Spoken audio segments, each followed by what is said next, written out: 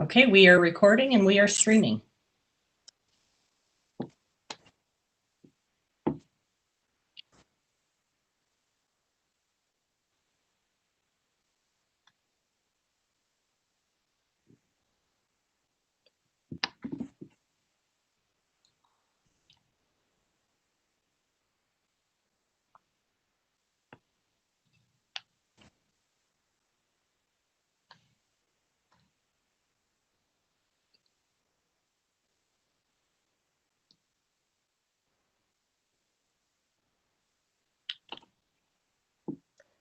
Thank you all. It is 7 o'clock, and so I am calling the 10th regular meeting of the 107th Paradise Valley Unified District, the governing board meeting to order.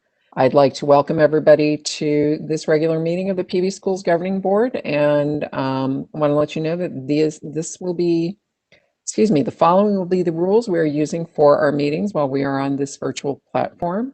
Although members of the board are not gathered in a central physical location, we do have a quorum in attendance at this meeting by video conference or telephone call. Although there will not be a physical location for members of the public to attend this meeting, we are meeting by use of WebEx software application, which does allow for members of the public to view and or listen to this meeting. Additionally, the meeting is being streamed live on YouTube, and members of the public may join the meeting at www.youtube.com/pvschools. If you need accommodations, please contact Deanne Chisman at 602-449-2298. Meeting procedures will adhere to board adopted procedures to the extent practicable. A video recording from this meeting will be available to the public no later than Wednesday, January 27th. We apologize in advance for any unforeseeable difficulties and ask for and appreciate your patience should we encounter connectivity or other technical issues during the meeting. With that, the meeting is called to order, and if we can get the flag up, I hope you will all join me in the Pledge of Allegiance, please.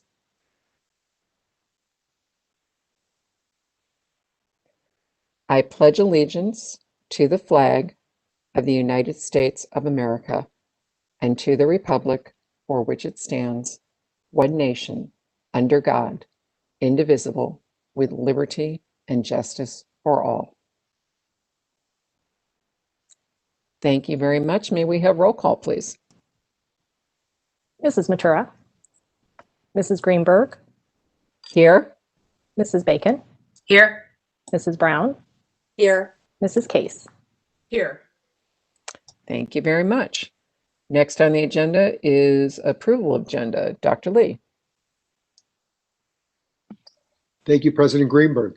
Items approved by consent will not come up for discussion during the meeting, but will be approved when the agenda is adopted.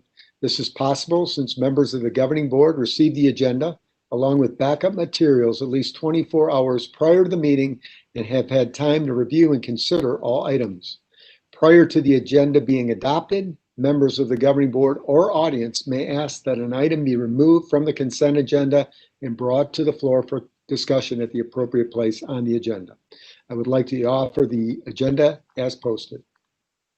Thank you, Dr. Lee. Does any member of the governing board wish to move anything from the consent agenda to the approval agenda? Kind of hard to ask the public, so we're going to presume not. Sure, may I have a motion, please? So moved. All those in favor, please say aye. Aye. Any opposed? Motion passes unanimously. Thank you very much. Next on the agenda is governing board statements. I'm just going to go in order of our roll call. Mrs. Matura, do you have anything? Mrs. Bacon? No, thank you. You're welcome. Mrs. Brown? I do, but it's not as long as last time. You guys might appreciate that. I just want to thank all of our outstanding educators and our wonderful parents of our community for working with our district leadership and our board to do what's best for kids. To those who have reached out to me, I am listening and I care about all of your concerns.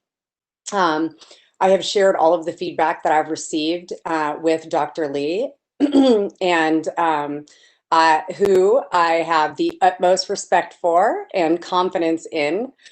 And I just also want to relay that as it relates to our district leadership as well. I have been really pleased with how hard everybody's working, but it's difficult to articulate the challenge that Dr. Lee walked into in December, and I didn't properly share how much I value what he as an individual has brought and during this time. And I just appreciate how hard all of our cabinet, all of SLAC, Dr. Lee, all of our principals, our educators, our families, and our students have been, how hard they've all been working. And I'd also like to thank my fellow board members. During this time, I am so grateful that I'd never have to wonder if we're all on the same team. And it is beyond reassuring to know that we are, all of my fellow board members are committed to our PV family, our students, our families and educators. And I think sometimes we take that for granted, and I just didn't properly, thank them in my last, long statement. So that's it. Thank you very much.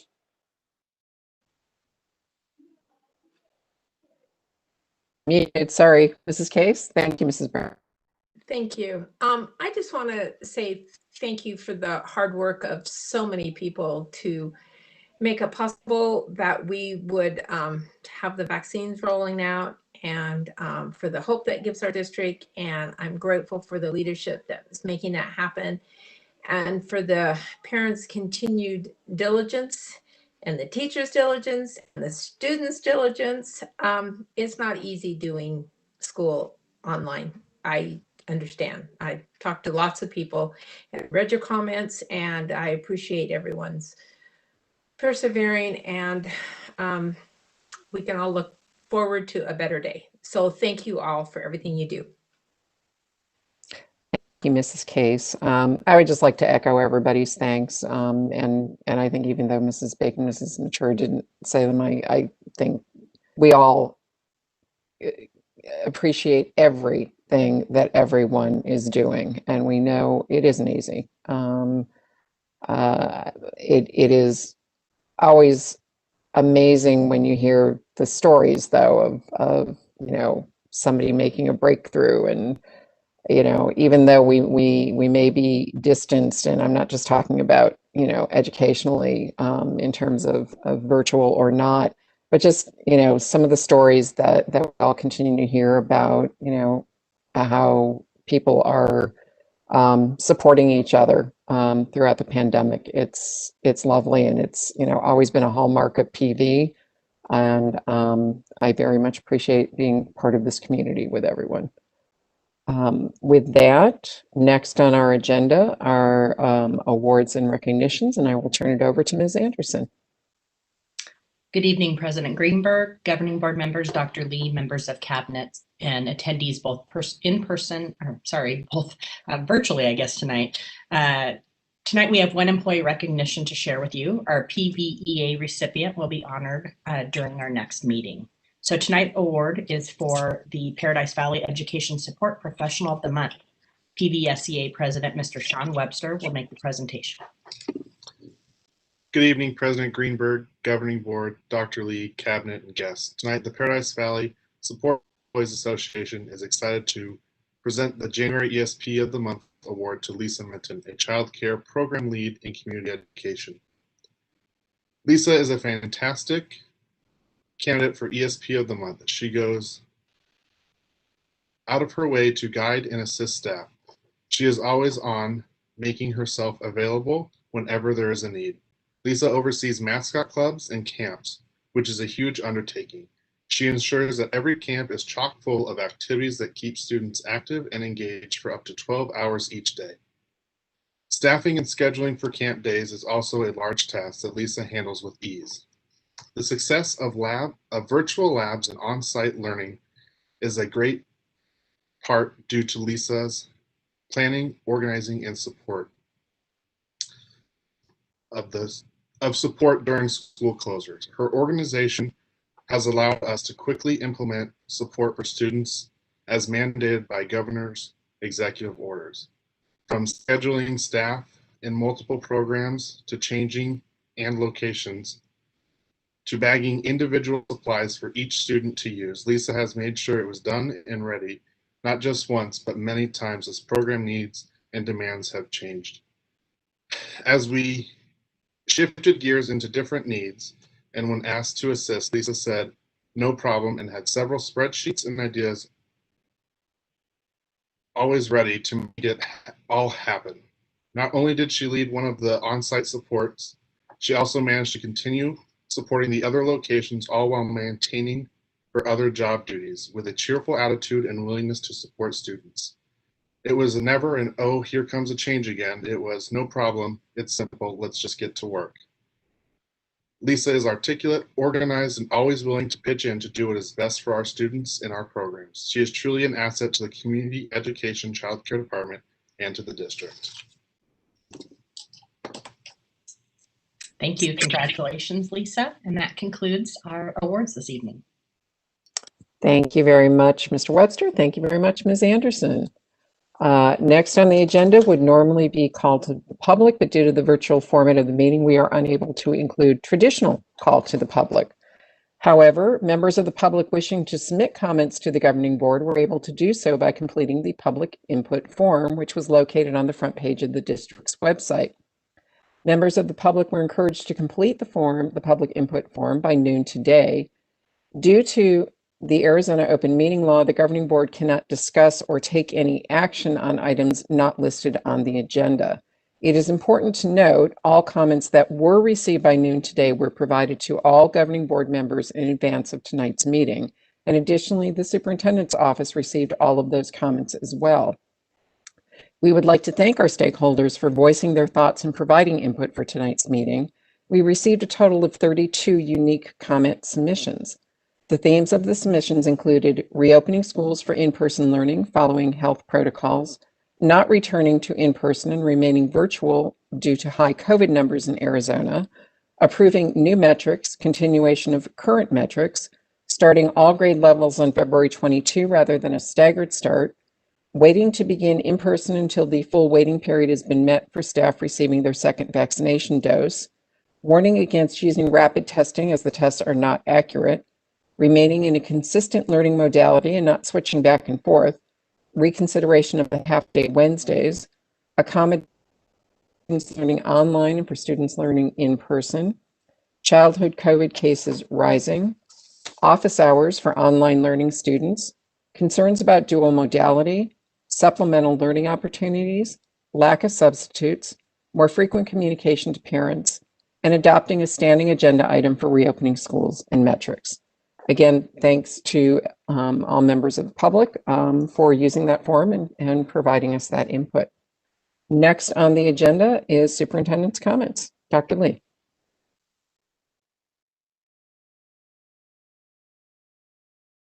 Teacher Dr. conference. Lee, you're muted.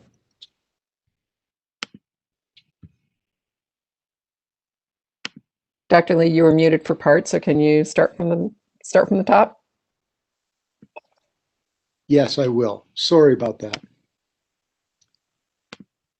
As a reminder, K-8 parent-teacher conferences are scheduled for January 25th through January 29th.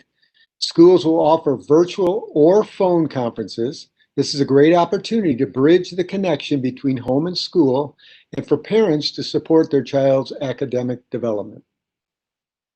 Mayo Clinic has partnered with PV schools to prepare, high school students with intellectual and or developmental cognitive disabilities for future careers with its Transition to Work Project Search unpaid internship programs. Project Search is accepting applications for the 21-22 school year for student ages 18 through 22 who are in their last year of high school eligibility.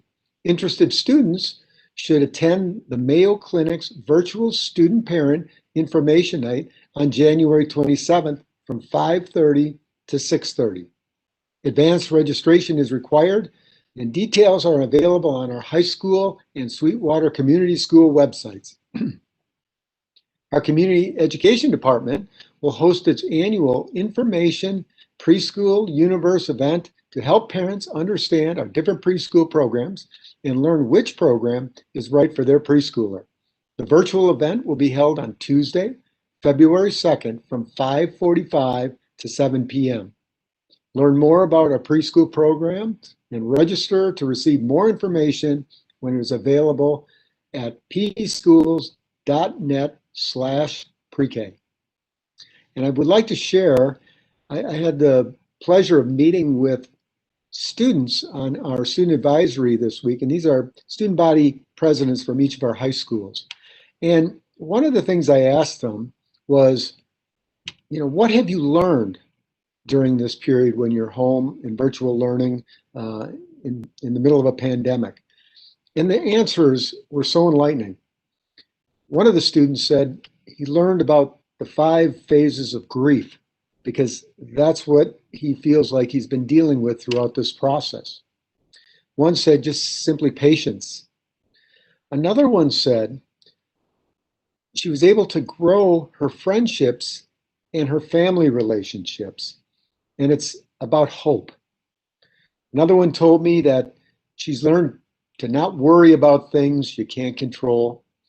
And she also said she's become better at her writing skills and communication, which is a couple of important skills for our students in the future. One said that she's just grateful to feel safe.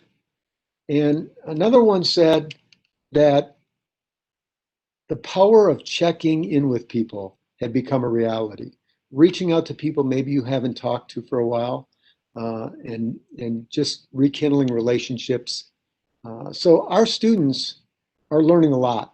They're learning from their teachers in virtual learning, but they're also learning other life lessons and lessons that'll bode them well in the future. So I'm proud of our students for making the best of the situation, and I thank those students for their input in what we're trying to accomplish here and learning what students are learning. So thank you. Thank you very much, Dr. Lee, and thanks for sharing that with all of us. Next on the agenda is acceptance of gifts and donations. We thank all of our a few specifically. The Wonderful Company Foundation, Inc. Gave $1,000 to Copper Canyon for 4th grade. We had two anonymous donations of $10,000 each to the Principal's Discretionary Fund at both Desert Shadows Elementary School and Desert Shadows Middle School. And also the Sonoran Sky Elementary PTO donated $1,000 in cash for Essential Elements interactive music class through Discovery Ed for subscription. Again, if anybody who was involved in these donations is listening, thank you very much. And again, thanks to all our donors. We could not do this without you. Mrs. Matura, may I have a motion to approve the report? So moved. Mrs. Chisholm, may we have a roll call vote, please? Yes, Mrs. Matura, Aye. Mrs. Greenberg, Aye. Mrs. Bacon, Aye. Mrs. Brown, Aye. Mrs. Case. Aye. Thank you. At 7:18 on January 21, the motion passed unanimously. That is actually all we have on items for approval, but next on the agenda are items for discussion. And first up is our Community Legislative Network legislative update. I see that Mrs. Hoberg is here. Dr. Lee, do you have any intro, or do we throw it to Lisa? Ms. Hoberg, if you're there, it's all yours, our chair of our CLN committee. I am. Thank you. Good evening, Dr. Lee, President Greenberg, Governing Board and Cabinet. CLN, just for any of those tuning in for the first time, CLN is a superintendent's committee comprised of representatives from all the stakeholder groups in the district, including certified staff, educational support employees, central office administrators, principals, parents, community members, and governing board members. As was presented to you in December, each year we develop a legislative agenda which serves as a roadmap for our work. Our district lobbyist, the Domina Public Affairs, uses that information as they work at the Capitol when the legislature is in session. As of January 5th, we've begun our twice monthly meetings that will continue throughout the legislative session to monitor and take positions on bills. Next slide, please. So the Arizona 55th regular session of the legislature, actually first regular session, opened Monday, January 11th. The Senate Education Committee, chaired by Senator Paul Boyer, began meeting that week and will continue to meet on Tuesdays at 2 p.m. The House Education Committee is continued to be chaired by Representative Michelle Udall, and it will also be meeting on Tuesday afternoons. So as you can imagine, that creates a bit of a challenge. Whether it be virtual or, back in person, people are going to have to be flipping back and forth between screens or running back and forth between buildings at some point. So that'll be interesting. Let's see. So by Monday, February 8th, all Senate and House bills for the session will have been introduced. So in other words, like no more bills will be allowed to begin the legislative process after February 8th. Everything will be in the process to either continue on to end the process or to be killed at some point throughout the process. Next slide. Thank you. So Governor Ducey has released his fiscal year 2022 budget proposal. The items related to K-12 education include funding inflation and enrollment growth to the total of almost $173 million and the continued appropriation to completely restore district additional assistance. Also included is a $389 million appropriation to the State Board of Education to provide grants to school districts to provide additional instructions to students in poverty. Those allocations will be based on free and reduced lunch data from the 2019-2020 school year. Finally, a significant amount of funding would go to capital funding. $119.2 million in building renewal grant funding, which would consist of $102.5 million in one-time funds and $16.7 million per year ongoing. Some other items include funding for early literacy support and for transportation solutions for students who wish to attend a public school of their family's choice, be it district or charter. Takes us to the next one. So to date, over 70 bills, directly or indirectly, are related to K-12 education that have been introduced. This number obviously will continue to increase until that February date. A few notable bills already heard, as well as some common themes, include non-certified employee discipline, superintendent severance packages, early learning funding, CTEDs, and STOs. We are seeing some bills coming back from next year that didn't make it through their process because of the somewhat premature ending of the session due to the COVID situation. So we are seeing a lot of those bills come back. Okay. Oh, sorry, not quite. CLN will continue monitoring all the K-12 education bills and reviewing new bills as they're introduced in the upcoming weeks. We look forward to sharing those we consider to be priorities for PV schools in our next presentation to you on February 18th. In the meantime, we will issue action request alerts as appropriate. So certainly keep an eye out for those. And if anyone is not signed up for those emails, you can do so at the pvupc.org site and under the committee's drop down for legislative. And okay, next slide. I'm happy to answer any questions at this time. Thank you very much, Mrs. Hofer. Does any member of the board, and I'm not totally seeing everybody up, but does any member of the board have any questions? Or Mrs. Case? Thank you for putting that together so succinctly and keeping us up to date. I know it's a lot of work, so thank you very much. Good job. Absolutely. Thank you. Does anybody else? Lisa, I've got one question in that Sure. 119 capital building renewal. I mean, There's been a lot of talk throughout the pandemic about increasing broadband access. Was that part of that? And I apologize because obviously I had problems logging into the CLN meeting. So if you guys talked about that then, I missed it. But does any part of the governor's budget specifically address broadband? Mhm. I could dive back into the details of that, but the highlights really just continue to talk more about 5 new schools and districts that will reach their capacity in 2023, ongoing construction projects, and just like the supplemental building renewal grant fund. So unfortunately, on the high notes of it, that didn't come up, but I'd be happy between Ryan and Elsie and myself to take a bit of a deeper dive into that just to see if there is any mention of anything related to broadband, but it didn't make any of the kind of highlights real. Okay, no, I appreciate that. I appreciate that. Thank you. Mhm. Okay, anybody else have any other questions? Mrs. Greenberg, I don't have a question, but I do first want to thank Mrs. Hoberg for the work she does. I know firsthand Your how hard it footsteps, is. my dear, in your footsteps.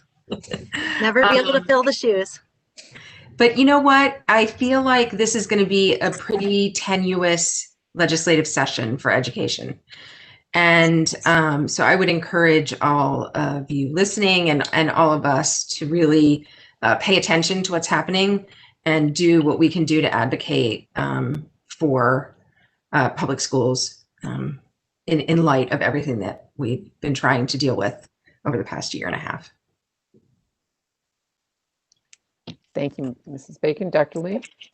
Yes, if I could say, Ms. Hoberg, thank you so much for your leadership, volunteering to chair this committee. And for those that don't know, the CLN Community Legislative Network is made up of stakeholders within our district. And we work with a lobbyist to help, lobby for some of the bills that we believe will benefit our district or public education in general, or vice versa. And I can tell you that this group, CLN, has had incredible influence on legislation over the years. And our CLN committee is really a model for other districts. So Lisa, thank you so much for your leadership on that committee. Thank you. Thank you, Mrs. Hoberg. Next on the agenda and items for discussion is people's update, and I will turn it back over to Dr. Lee. Thank you, President Greenberg. I'd like to kind of review some things from the plan that was sent out last week. You should have received a message from me. I'm talking about to families and staff about the plan.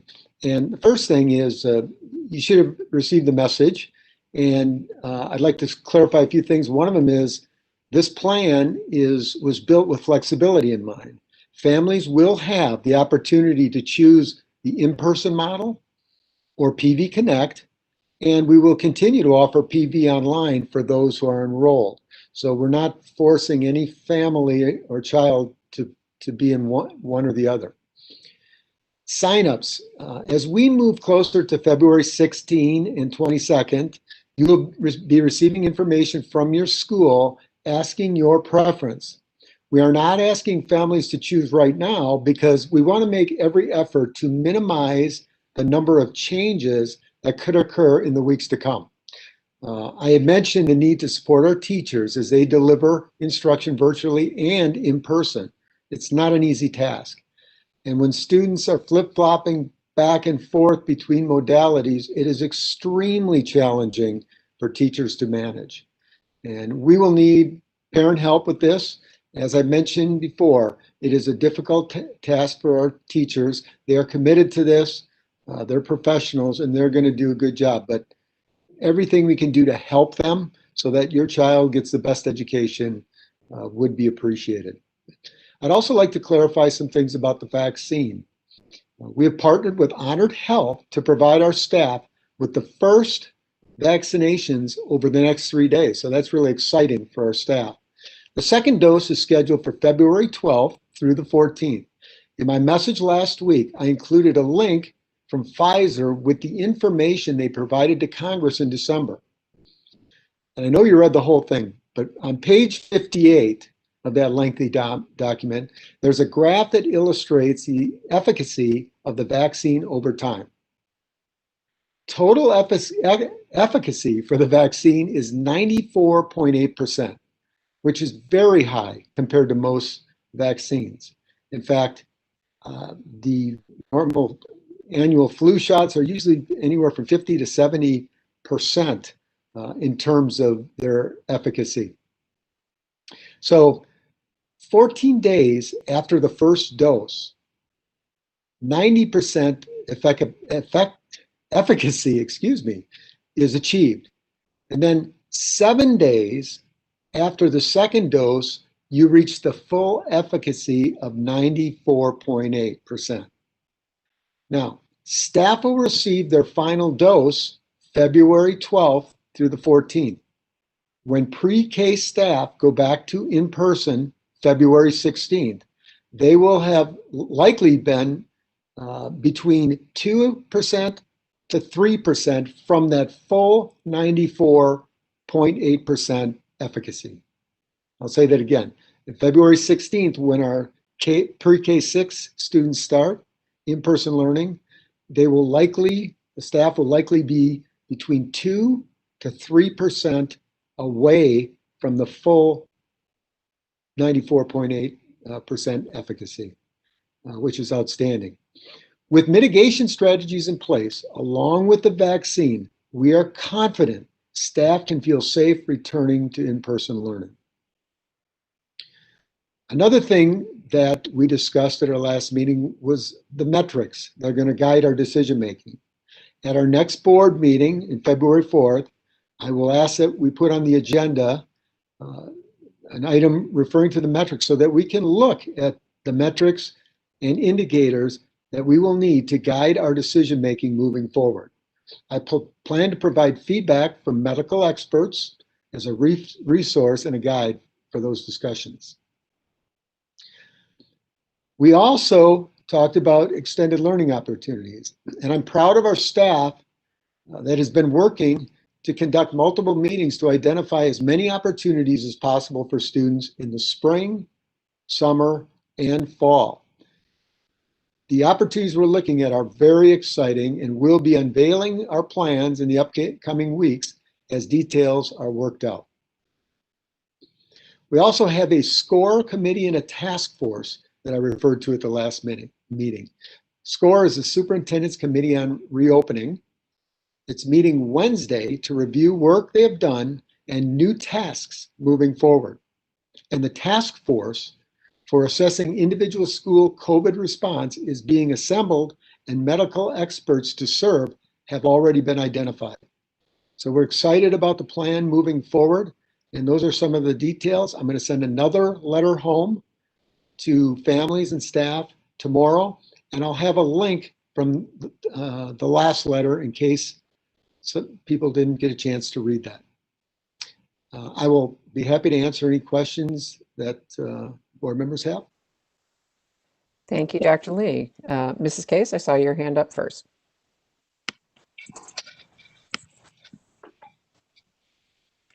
You're still muted. There you Sorry. go. In coming to this understanding, have you already been communicating with medical experts to guide you in your decision making? Yes, I've talked to quite a few as part of my listening tour, and they had certainly impact in the plan that I brought to you last week. And do they feel that this is a doable plan and safe plan from their standpoint? The medical experts I talked to this week and I shared our plan with thought it was an excellent plan. Okay, thank you. You bet. Does anybody else have any comments for Dr. Lee? I should probably elaborate on my answer to Mrs. Kaye's question. The reason they thought the plan was good, the fact that all staff will be vaccinated, and the fact that we will still enforce our mitigation strategies, masks, distancing, and parents have a choice, which is, again, a natural mitigation strategy that, because we know not all students are going to choose to come to school, so the classes will likely be smaller, and the ability to space students out and get that distancing will be much more manageable. Mrs. Matura? So we know masks for sure, all of that stuff remains in place, all of our mitigation strategies continue.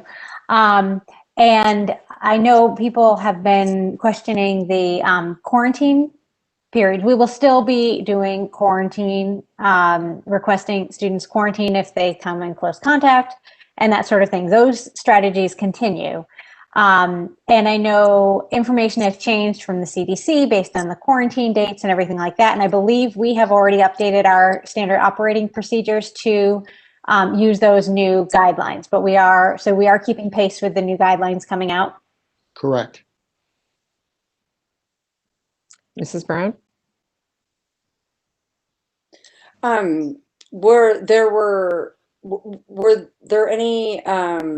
Was there information from the medical experts about COVID amongst children and vaccination of children? My conversation, I didn't have conversations about vaccinations for children because that right now obviously is not in play. But what was the other part of your question? It was the medical experts and their concern with COVID amongst children, because I received some information. Now, my understanding as it relates to the vaccine for children is that there are no vaccines that are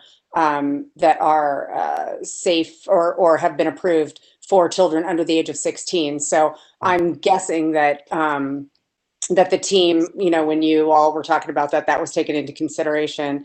But then there was some concern. My understanding is that the health experts also may have addressed the concerns of children in schools and spreading the. Did you find out more information from that, or did? Well, yeah. I mean, what we do know. This is a fact. To what degree and what level, that's where the questions come in. But we do know that our younger students are less likely to spread. Now, that does not mean that they don't get it and they don't spread it. That is a false statement to say that. But we know the risks are less with the younger students.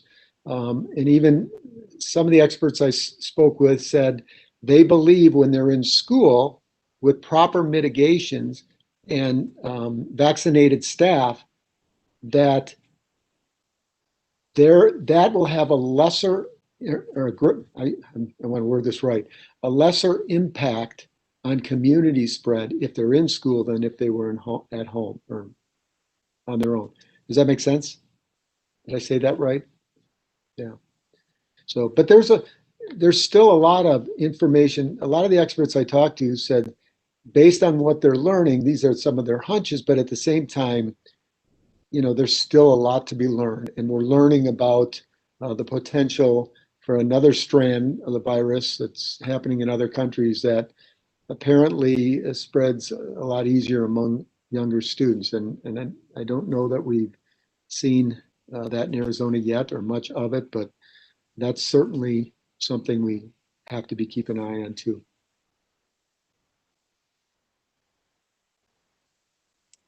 Does anybody else have any questions, comments?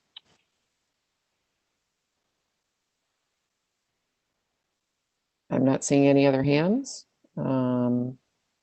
Obviously, next meeting that we will, as Dr. Lee said, he intends to put something on the agenda. So I obviously encourage everybody, as as questions arise, please get with Dr. Lee, and hopefully he can answer those between meetings. Yes. And if I could remind everybody too, Ms. Greenberg, that I will be sending home a message every Friday through this transition until we're back into in-person learning or as needed, giving you as much information as we can. That's our goal, and I'm committed to that. Thank you very much. Seeing no other comments, we have reached the end of the agenda. So, Mrs. Matura, may I have a motion to adjourn? So moved. Any discussion? All those in favor, please say aye. Aye. Aye. Aye. Any opposed? Motion passes unanimously. It is 7:40 on January 21st, and we are adjourned. Thank you all.